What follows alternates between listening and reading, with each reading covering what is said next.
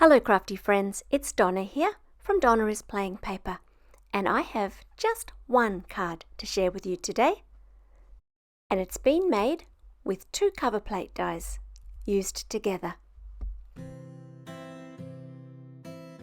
The first of these is this stitching Coverplate die, which cuts a bunch of tiny holes in a grid on your paper.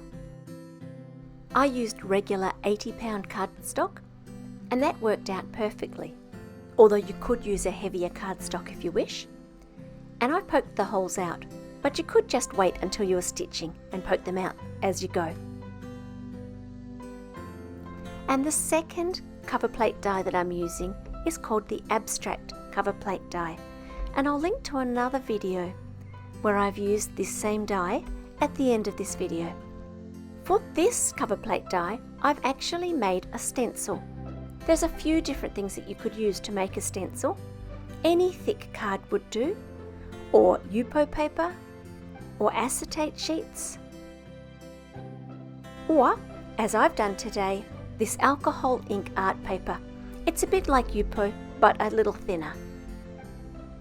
It's just what I picked up when I was in Japan. Once I've got my stencil made, I'm going to line that up with my background with all of the holes in it. And it does line up really quite well.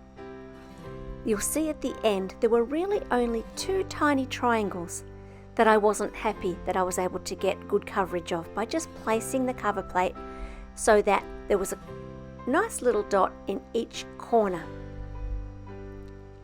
I'm going to use Spun Sugar Distress Ink.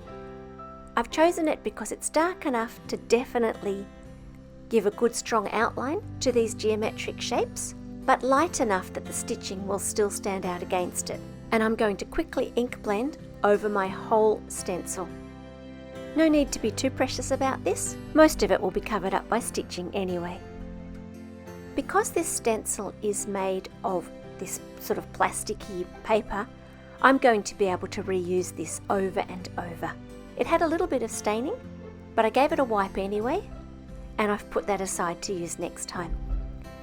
And then I've delved right back into a past life as a cross stitcher and grabbed out a whole lot of pink thread that I had lying around, and I'm going to stitch with all 6 strands of this thread together. These are DMC threads, and many cross stitch and embroidery threads come with 6 strands, and often you'll just pull out 1 or 2 or 3 strands for your project, but I'm using all 6 because I've got nice big holes and a fairly large space that I want to cover with the thread. And I'm just going to work my way up and back making crosses.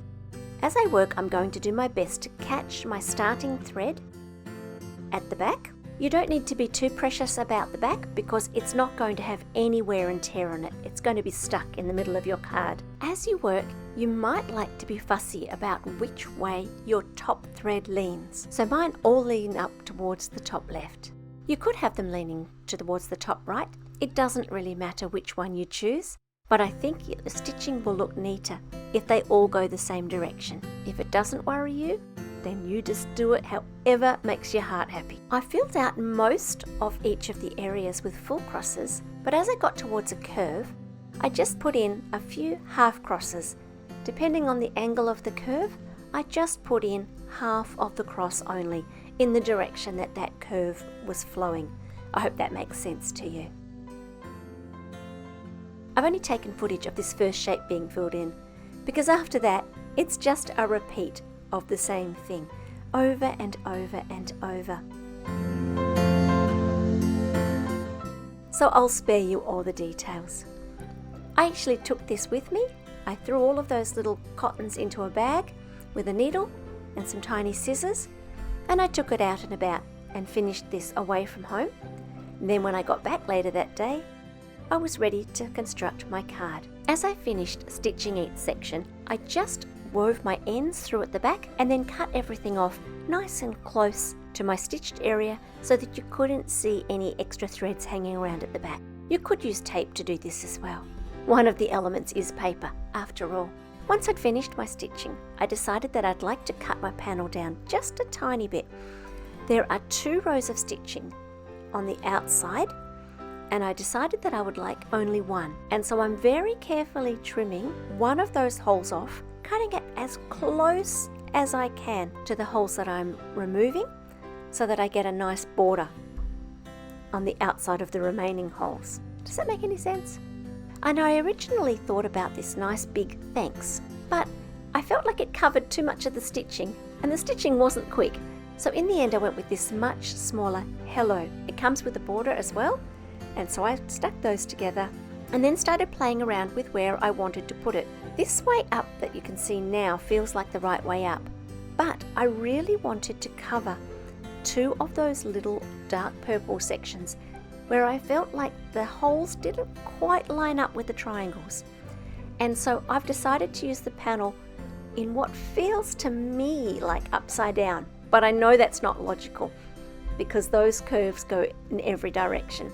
But first of all, I'm just going to foam tape this to a card base, and I'm using up a piece of foam that I had left over that was already adhesive on one side, and that's finished off that packet. As you may know, I'm doing a big clean out before I move countries to go and live in Japan. So any packet that I can finish off is a victory.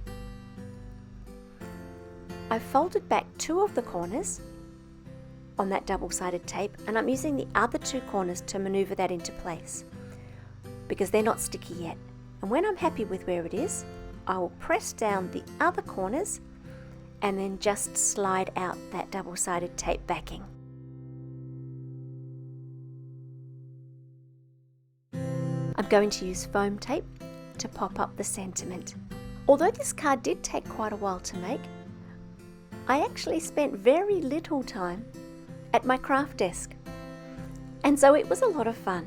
I'm going to leave you with some pictures of the finished card. Feel free to like and subscribe, and I'll be back soon with another video. Bye for now.